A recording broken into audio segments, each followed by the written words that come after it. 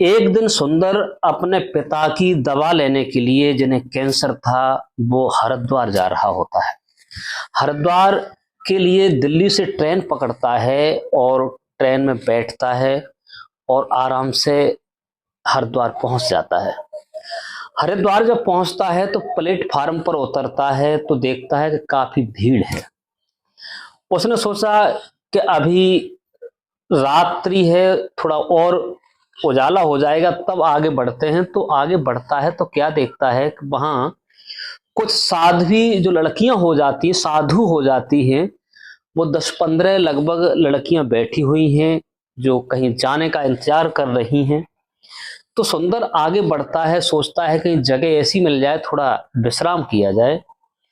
तो और आगे बढ़ के जब जाता है तो क्या देखता है कि उसकी जो पत्नी होती है, लगभग 6 साल पहले जिससे डिवोर्स हुआ था, जरा सी बात के पीछे उसे एहसास हुआ कि वही मालूम पड़ती है। तो सुंदर और आगे बढ़ जाता है। जब और आगे बढ़ता है तो उसकी नजर उसकी पत्नी जो होती है, जिसका नाम होता है मधु, वही होती है। मधु जब सुंदर को देखती है तो एकटक निहारती रह जाती है, सोचने लगी कि ये यहां कैसे आ गए। लेकिन सुंदर ये देखता है कि ये हमारी पत्नी इस हालत में, एक साध्वी रूप में, एक तो एक बहुत बड़े पैसे वाले की लड़की थी। एक दूसरे को देख करके अचंभे में खड़े हो जाते हैं। नमस्कार, प्रणाम, मैं हूं प्रेम यादव।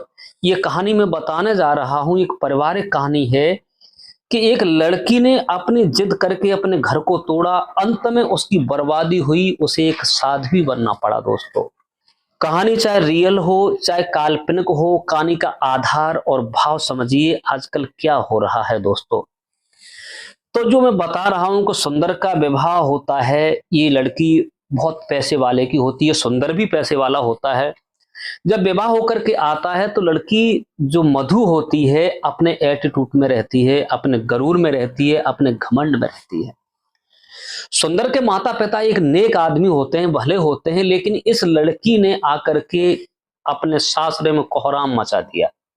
ना ही तो एक पैसे का काम करती थी, ना ही कोई चीज इधर से उधर करती थी, केवल खाना खाना और अपनी मौज मस्ती करना, यही इसका काम था। इसके चलते बात बढ़ते बढ़ते घर टूट जाता है। जो मधु की माँ होती है, जिसका नाम होता है शांति, उसने अपनी बेटी को इतना बढ़ाया, इतना भड़काया कि कोर्ट तक बात पहुंच जाती है।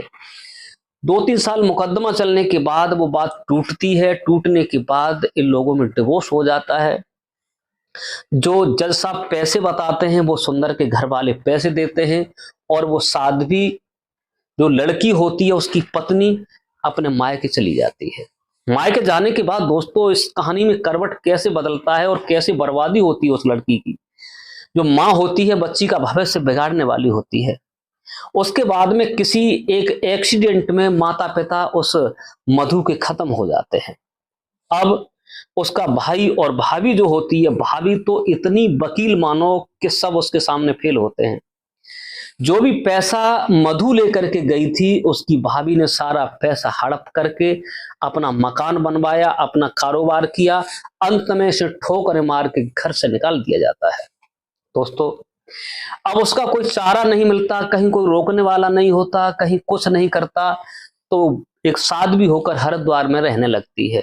तो आज वही सुंदर अपने पिता के कैंसर की दवाई लेने के लिए और हरिद्वार गया हुआ होता है, तो वही उसकी पत्नी मधु मिल जाती है। मधु जब देखती है तो सुंदर इशारा करता है तो मधु पास आ जाती है। एक ब्रेंच होती है, वहां भीड़ होती है, अपना चादरा बिछा करके बैठ जाते हैं और साध्वी होती हैं, देखने लगती है किससे बात कर रही है। सुंदर पूछता है कि बात क्या है मधु, आपका ये हाल क्या है, आपको कौन सी मुसीबत आन पड़ी जो आपको इस हाल में बाई बनना पड़ा, महात्मा होना पड़ा। तो इतनी कहते ही मधु फूट फूट कर रोने लगती है, रोती है, अपने पति सुंदर के पैर पकड़ लेती है और कहती है बस मेरे पास आगे कोई जवाब नहीं है। सुंदर कहता है आखिरकार बताइए तो, तुम्हारे माता पिता कैसे हैं? तुम्हारे माता पिता भाई ने तो ऐसा तांडव मचाया, मेरे पिता को गालियां दी, मेरी माँ को गालियां दी और तुम्हारी माँ ने तो डिवोर्स करवा दिया। और मुझसे जो पैसा 9-10 लाख रुपए लिया आपका तो ठीक ठाक परिवार था, बात क्या है अब? तो मधु फूट फूट कर रोने लगती है, कहती है क्या बताऊं, जो भी करवाया था मेरी माँ ने करवाया था, बार बार फोन करती थी, मेरी भाभी भी साथ देती थी और मुझे उल्टा सीधा तुम्हारे प्रति भड़काती थी। आपके फोटो अश्लील और वीडियो दिखाया करती थी कि लड़का शराब पीता है, दारू पीता है, जुआ खेलता है, अय्याशी करता है। मैं समझ नहीं पाई थी। पैसा ले लिया, लेने के बाद जो माता पिता थे मेरे एक कार एक्सीडेंट में खत्म हो गए। भैया भाभी ने हमें टॉर्चर करना शुरू करा, इतना परेशान किया कि जो भी पैसा हम तुम्हारे यहाँ से लेकर गए थे, एक एक बात वो बताना शुरू करती है। वो पैसा सारा का सारा बर्बाद करने के बाद हमें ठोकर मार के घर से निकाल दिया। मुझे घर से निकाल दिया। अब मेरा कोई चारा नहीं है, न कोई मेरा सहारा था। तो मेरे पड़ोस में एक लड़की साध्वी हो गई थी, उससे मैं मिली जा करके। तो वो लड़की मुझे यहाँ लेकर के आई थी। मैं भगवान के भजन में रमी हुई हूँ और मैं भगवान का भजन करती हूँ, केवल 2 रोटी के लिए दर दर ठोकरें खा रही हूँ। दोस्तों, जब सुंदर ऐसी बात सुनता है तो कहता है मधु, हमने पहले तुम्हें बहुत समझाया था, आपको नाना प्रकार से मैंने अच्छी तरीका से तुम्हें बताया कि ज्यादातर माता और भाभी भाई ये घर बिगड़वाते हैं। तुमने मेरी एक बात नहीं मानी, अपने माता पिता भाई की बात मानती रही, लेकिन मेरा तो कोई तुमने हक ही नहीं समझा। अंत में तुम तलाक के कगार पर पहुंच गई, तुमने डिवोर्स ले लिया, पैसा भी ले लिया। अब हम क्या कर सकते हैं? हमारे माता पिता हैं, मेरे भैया भाभी एक देवता की तरह हैं। मेरे पिताजी को कैंसर हुआ है, मैं दवाई के लिए यहाँ आया हूँ। बताया है कि एक वैद्य जी दवाई देते हैं, तो मैं दवाई लेने के लिए आया हूं। अब बताओ आपको क्या जिंदगी चैन में कट रही है, क्या है? तो वो लड़की जो होती है मधु साध्वी अपने पति की जेठ भर लेती है और कहती है कि अब मेरा कोई सहारा नहीं है, कि यहाँ भी कौन सुरक्षित है, कोई साध्वी सुरक्षित दिखाई नहीं देती, सब एक दूसरे के ऐसे ही चल रहे हैं। अब जो भी हुआ है, एक बात हम कहना चाहते हैं, तुम्हारे पिता हमारे ससुर हैं। अगर आप कोई बुरा न मानो तो मैं तुम्हारे साथ चल करके एक बार पिताजी को देखना चाहते हैं, माँ जी को देखना चाहते हैं, अपने जेठ जेठानी को देखना चाहते हैं, मुझे अपने साथ लिए चलो। तो सुंदर कहता है कि अभी नहीं, मैं यहां से जा रहा हूं दवाई लेने के लिए, दवा लेकर के कल या परसों में लौट करके आऊंगा, आप मुझे यहीं मिल जाना। तो वो मधु कहती है अपना मुझे नंबर दे दो, आप कहीं निकल गए तो हम कहीं के नहीं रहेंगे। तो मधु वो नंबर लेती है सुंदर का और बात करती रहती है। उधर सुंदर जो होता है तीसरे दिन वापस आता है, तो मधु उसका इंतजार उसी प्लेटफार्म पर करती हुई मिलती है। और वहां से दोनों पति पत्नी जब शाम को ट्रेन चलती है, तो जो साध्वी मधु होती है अपने पति सुंदर के साथ उस ट्रेन में बैठ करके जहां उसका आवास था सुंदर का, अपने घर दवा लेकर पहुंचते हैं।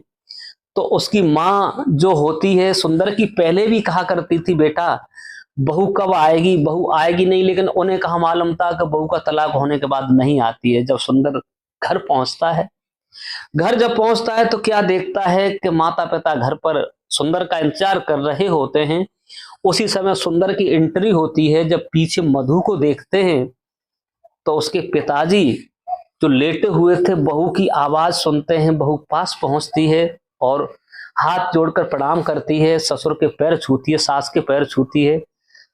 तो उसके सुंदर के पिता जो होते अचंभे में हो जाते हैं, काश मेरी बहू का तो डिवोर्स हुआ था, ये कहां से आई। दोनों हाथ अपने हाथ में लेकर के उसका मीठा लेते हैं, बेटी तुम आ गई, बहुत अच्छा हुआ, मेरी बीमारी तुम्हारे जाने के बाद हुई थी, हो सकता है कि आप इस घर में आई हो, ये सब कुशल हो जाए। इधर वो साध्वी जो होती है मधु फूट फूट कर रोने लगती है, कहती है कि मैंने आप लोगों की बात नहीं मानी, आप जैसे देवता लोग, आपने मुझे बहुत समझाया सब लोगों ने, लेकिन जो करवाया मेरे माता पिता ने करवाया। दोस्तों, अब सुंदर से कहा कि बेटा तुम्हारी पत्नी है, इसे रखना है तुम्हें, लेकिन सुंदर को जवाब नहीं देता है। और जवाब देने के बाद अंत में माता पिता कहते हैं बेटा तुम्हें इस बहू को रखना है, ये अपने घर की बहू है, आन बान है, कुछ भी सही। सुंदर जब उसके पिता कहते हैं बेटा बहू को अपना लो, जो भी हुआ वो अपनी क्षमा चाहती है, तो सुंदर कहता है पिताजी तुमसे आगे कुछ हो नहीं सकता, लेकिन मधु से कह लो अगर ये अभी इसके अंदर कुछ हो तो और पूरा कर ले उसके बाद में। लेकिन मधु जो होती है फूट फूट कर रोने लगती है। अंत में उस घर में फिर से बरकत आती है, सब लोग हंसी खुशी से मधु के साथ बड़े प्यार से रहने लगते हैं। जो सुंदर दवा लेकर के आया था अपने पिता को दवा दिलवाता है, और न जाने मधु के आने से या दवा के खाने से और उनके पिता को जो कैंसर था वो धीरे धीरे समाप्त हो जाता है और वो पूर्ण स्वस्थ होते हैं। अपनी बहू की धन्यवाद और सराहना करते हैं। दवा का तो एक बहाना था कि बहू लक्ष्मी थी वो घर में आ गई, लेकिन कहते हैं कि सुबह से भटक जाए शाम को घर आ जाए तो भटका हुआ नहीं माना जाता। वो परिवार पुनः दोबारा फिर पनपता है। सब लोग बड़े प्यार से बड़े हंसी खुशी से घर पर रहने लगते हैं। दोस्तों, हमारी कहानी कैसी लगी कमेंट करके अवश्य बताइए। अगर हमारी कहानी अच्छी लगी हो तो लाइक और शेयर करना ना भूलें। और इस कहानी को सुना करके किसी को परेशान करना नहीं है, किसी का दिल दुखाना नहीं है, केवल आप लोगों को जागरूक और सचेत करना है। क्योंकि अधिकांश ऐसे ही केस मिल रहे हैं, क्योंकि ज्यादा भटका भटकी हो रही है। किसी भी दफ्तर में जाइए, किसी भी कोर्ट कचहरी में जाइए, फैमिली कोर्ट में हजारों मुकदमे पड़े हैं। कोई किसी प्रकार रो रहा है तो कोई किसी प्रकार रो रहा है। इस चीज को लेकर मैं आता रहता हूं। अगर आप भी इस जगह पर भटक रहे हैं तो अगर हमारी ये बात समझ में आ रही हो तो मैं जबरदस्ती नहीं लेकिन समझाने की कोशिश कर रहा हूं कि आप बिल्कुल इसको त्याग करके अपना घर बसाइए। एक आएगी उससे खराब आ सकती है, तीसरी कल लागू वो भी खराब आ सकती है। पहली बार जो आती है समझ में दोनों लोगों की आना चाहिए, तब घर बस पाता है। आज के लिए बस इतना ही। नमस्कार, जय हिंद, जय भारत। मिलते हैं अगले वीडियो में, तब तक के लिए राधे राधे।